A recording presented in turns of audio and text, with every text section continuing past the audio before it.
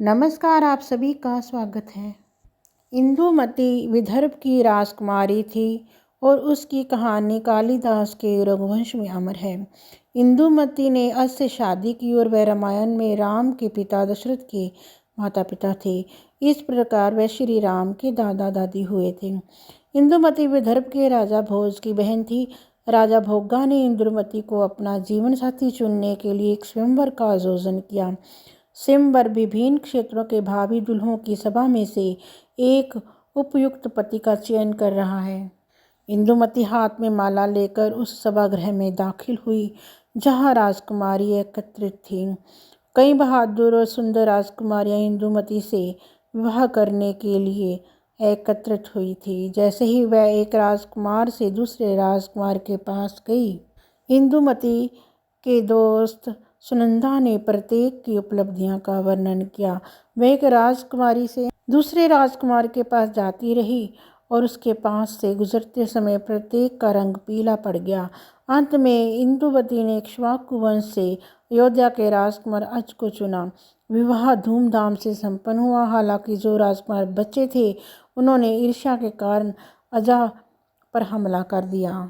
अज एक बहादुर योद्धा ने अपने सम्मोहन हथियार का इस्तेमाल किया और उन सभी को बेहोश कर दिया। जब अज इंदुमती के साथ राजधानी में आए तो अयोध्या के राजा रघु बहुत प्रसन्न हुए।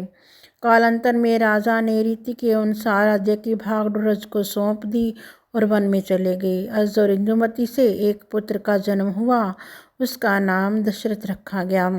एक बार जब इंदुमती को एक सुंदर बगीचे में ले गया, जब वह आराम कर रही थी तो तभी आकाश से जाते हुए देवर्षि नारद की वीणा पर से एक पुष्प माल इंदुमती पर गिर पड़ी, जिसके प्रभाव से इंदुमती शाप मुक्त हो गई और अपने अप्सरा स्वरूप को पुनः प्राप्त कर राजा आज की छोड़ स्वर्ग लौट गई। पत्नी वियोग से अत्यंत दुखी हुए राजा आज ने उसी क्षण आत्महत्या कर ली। उसमें राजा आज का एकमात्र पुत्र केवल 7 माह का था।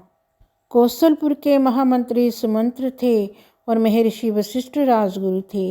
महर्षि वशिष्ठ ने महामंत्री सुमंत्र से राजा आज के पुत्र की ओर से राज्य का कार्यभार संभालने का अनुरोध किया और उस बालक को आचार्य मरुधन को सौंप दिया, जो सभी प्रकार के शस्त्रों में प्रवीण थे।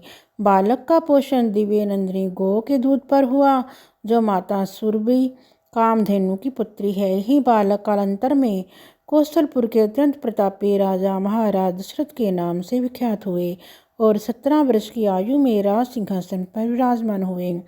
वे ऐसे महारथी थे जो अपना रथ 10 दिशाओं में चला सकते थे, इसलिए उनका नाम दशरथ पड़ा।